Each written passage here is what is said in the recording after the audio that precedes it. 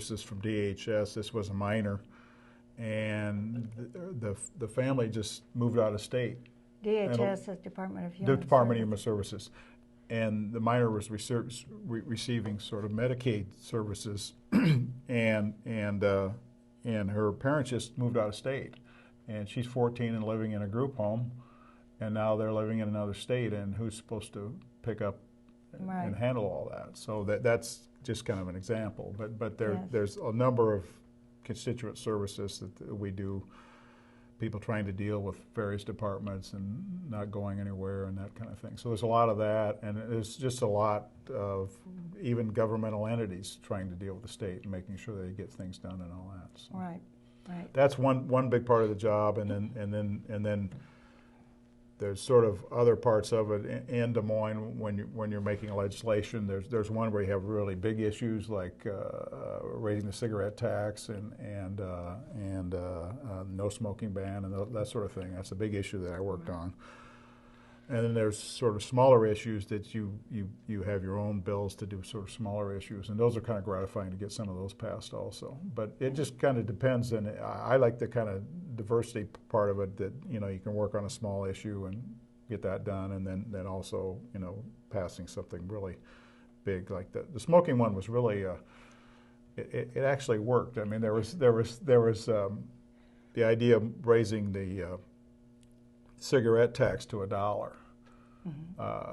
We needed to do that for a couple of reasons. Number one, obviously, for public health, and they had predicted if you raise it $1, the smoking rate is really going to decline, and also the governor's budget was predicated on that dollar, so we really had to get that passed, and some people didn't want to go to the dollar, and we were able to finally get that done, and then we put the smoking ban in place. And the actual smoking rate in Iowa has dropped from 24% to 14% in the last couple of years. So actually cause and effect, which oftentimes you don't get a chance to see that. Results. So and it actually works. So. Wonderful. What is the greatest influence on you when people want something done? Is it, or when you're trying to get something passed? Is it pressure from your constituents? Is it pressure from other legislators or from lobbyists or from the governor or from Sue, or what?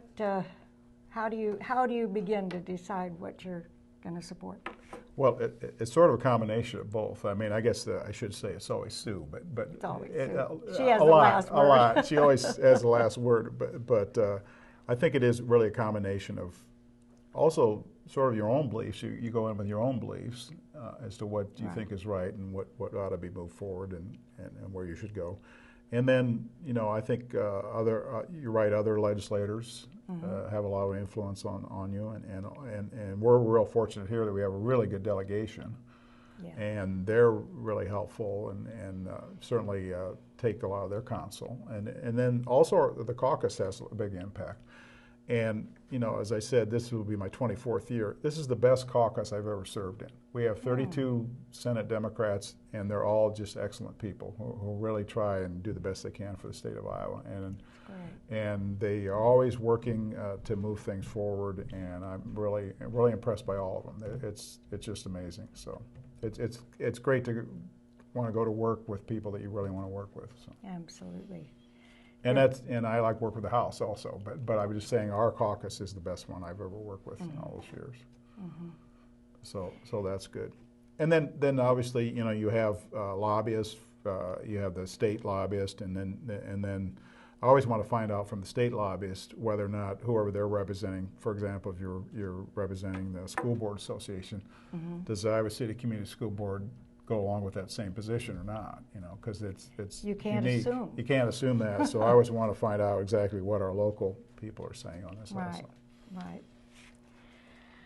In the time that you've been in the legislature, have you noticed any change in the partisan attitudes? Has it become more partisan or less partisan, or any change? Unfortunately, the civility is really sort of going away.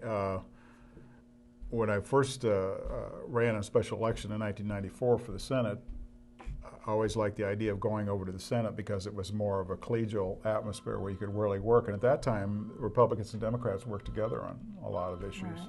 And I remember working on, there was a juvenile justice community grant program that the legislature established on their own. It wasn't a governor's initiative or anything. And I remember working with Senator Maddox, who's a Republican, former mayor of Clive, and some others, Maggie Tinsman, who you know, Senator Tinsman, and others, as well as Senator Rosenberg, Democrat, and they really worked together.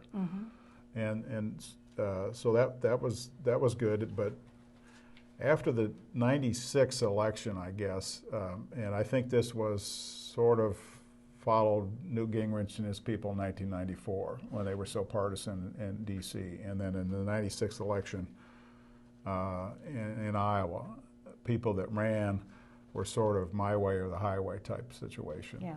And a lot of those people are gone now.